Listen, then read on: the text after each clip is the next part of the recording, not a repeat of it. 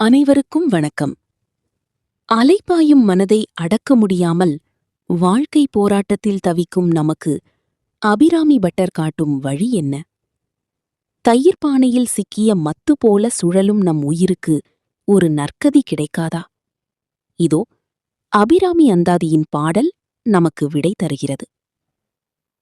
ததியுறு மத்திர் சுழலும் என் ஆவி தளர் விலதோர் கதியுறு வண்ணம் கருது கண்டாய். கமலாலயனும் மதியுறு வேணி மகிழ்னனும் மாலும் வணங்கி என்றும் துதியுறு சேவடியாய் சிந்துரானன சுந்தரியே. இந்த பாடலின் பொருள் மிகவும் ஆழமானது. ததியுறு மத்திர் சுழலும் என் ஆவி. தயிர் பானையில் இடப்பட்ட மத்தானது எப்படி அங்குமிங்கும் அலைக்கழிக்கப்படுமோ அதுபோலவே என் உயிர் இந்த உலக ஆசைகளிலும் துன்பங்களிலும் சிக்கிச் சுழல்கிறது என்கிறார் பட்டர். தளர்விலதோர் கதியுறு வண்ணம் கருது கண்டாய். அம்மா, இப்படி தளர்ந்து போயிருக்கும் எனக்கு இனி எதற்கும் அஞ்சாத ஒரு நற்கதியை, மோக்ஷத்தை அல்லது தெளிவை நீயே தந்து அருள் செய்வாயாக. யார் அந்த அன்னை?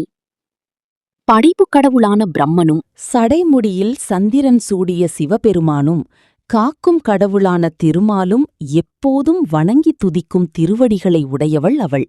அவளே சிந்துரானன சுந்தரி, அதாவது செந்தூரம் அணிந்த திருமுகத்தை உடைய பேரழகி அபிராமி.